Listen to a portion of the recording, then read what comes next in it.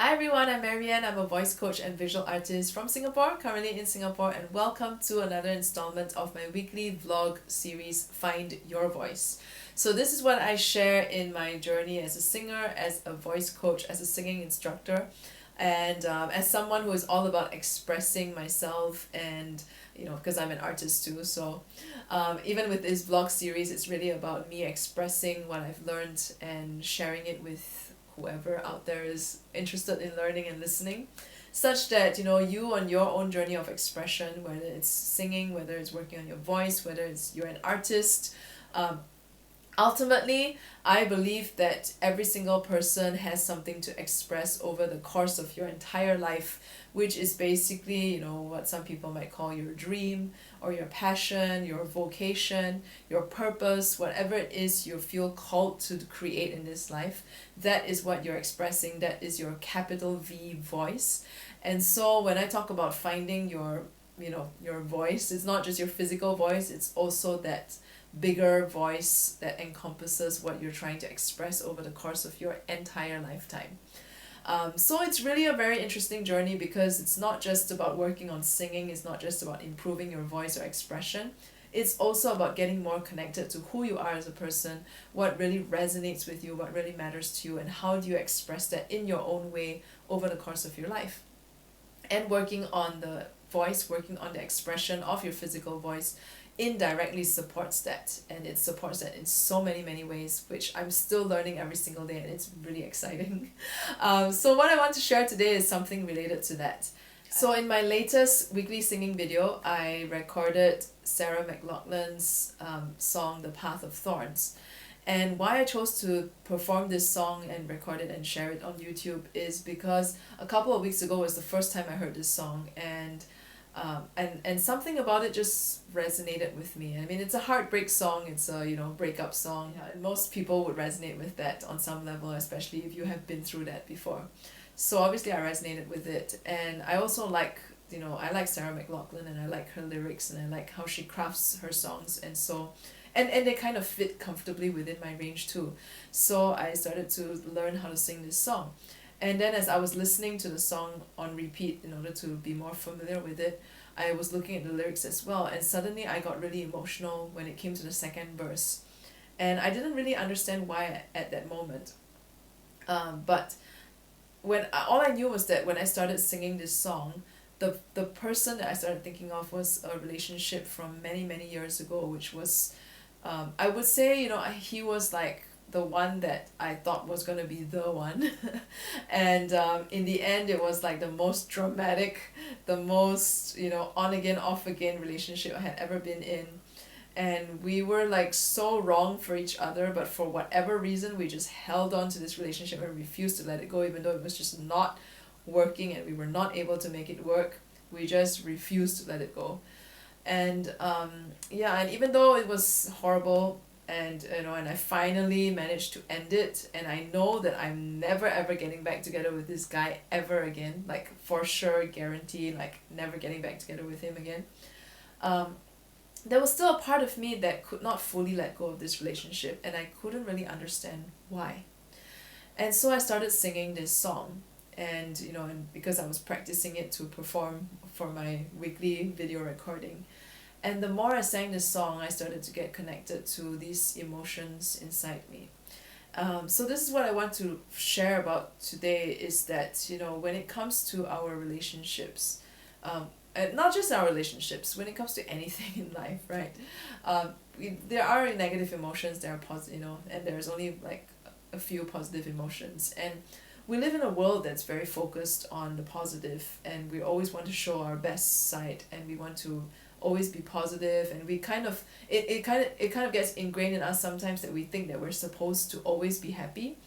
And so when we get triggered and a negative emotion starts coming up, we tend to not want to deal with it. We tend to want to suppress it, or to like distract ourselves from it, instead of actually looking at it and allowing ourselves to feel it and allow ourselves to really get in touch with it.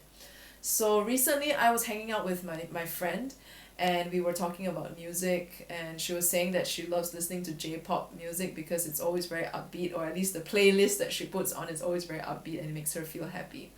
And from that conversation, it led into her sharing about how when she hears some sad songs sometimes, or like heartbreak songs, she starts to feel like she wants to cry. And so I said, so why don't you just cry then? Like, why do you change to, why do you immediately put on a happy song to avoid those feelings? And she said, why would you want to cry? Like, it's like not like, being sad is not a good thing, kind of that kind of conversation that most people would say. Yeah, and so I got very present to that, and to me, I'm at a point now where, when I feel sad, I just allow myself to feel it and express it. So when I hear people say things like that, I'm like, oh yeah, yeah, not everyone is at that point where they're okay with expressing their emotions. So this is what I wanted to share about in today's video, and I know I took a whole long detour to talk about it. But what I want to share is that when you're listening to music, and sometimes you start to feel sad with certain songs, or it triggers something in you, and it may not necessarily be a heartbreak thing, it might just be some experience in your life that got triggered by the song, and you start to feel emotions, and you start to feel that temptation to want to change the channel, to switch to another song. I would recommend that you don't do that. And in fact, I recommend that you actually go look at the lyrics of that song, listen to it again on repeat, and try to figure out what is this emotion really about, and allow yourself to feel it, allow yourself to express it, allow yourself to be with it. People are afraid sometimes that if they express the emotion, that they end up dwelling in it, and then they get stuck in it, and then maybe they get depressed. And I mean, you know yourself best, so if you tend to do that, then you gotta watch out for that. But what I'm saying is, why music is a really great way for expressing emotion is because when we sing a song that makes us feel sad, it only lasts as long as the song lasts, okay? And you can go on repeat and sing it a few more times, but eventually that emotion would run itself out. And why singing a song is great is because you're not just dwelling in the emotion, you're expressing it through the song, and you're using the song as a way to express it. So you're not just sitting and listening to a song and crying. By actually singing together with the song, or you can even pause the recording and sing it on your own if you know the song. It's really just about using the song to express out whatever emotion that is. And this is really useful because sometimes with emotions, we have like our emotional side has its own brain in a way, and it doesn't necessarily link with the intellectual brain. So when we feel emotional, sometimes we don't understand why we're emotional, because the connection just doesn't, the heart and the head just doesn't communicate in that way. But it is the process of expressing the emotion that actually gives you more clarity what it is really about. And so singing is a great way to do that, because you don't indulge in it. You're actually going to be more focused on the singing and also the expressing through the singing. And because of that, somehow you'll end up having more clarity about what that emotional state is. And even if you don't have clarity about it, you actually feel better after singing the song and expressing whatever that emotion is. And that was what I found when I was singing The Path of Thorns by Sarah McLachlan, because I knew it had something to do with that relationship, especially in the second verse. It was pretty obvious that that whole second verse was exactly how I had felt in that entire relationship, and what I could never express to him.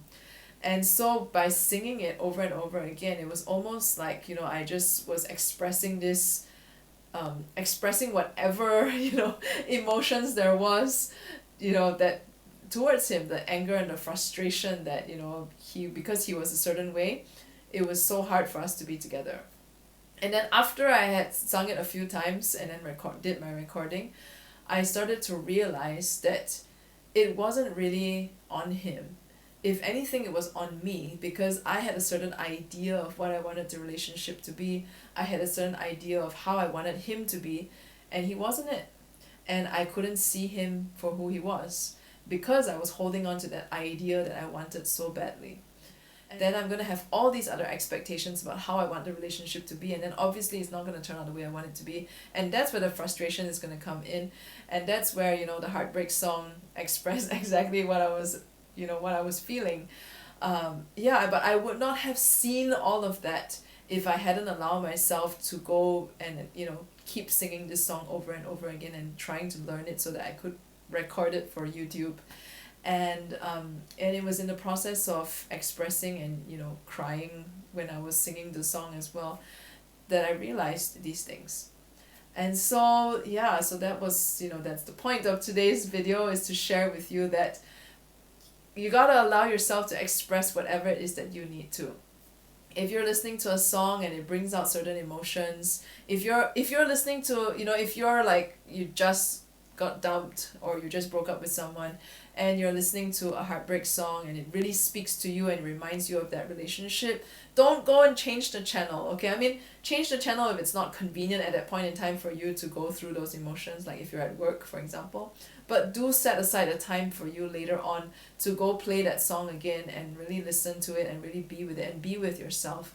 Because part of the process of expression is allowing yourself to be with those emotions.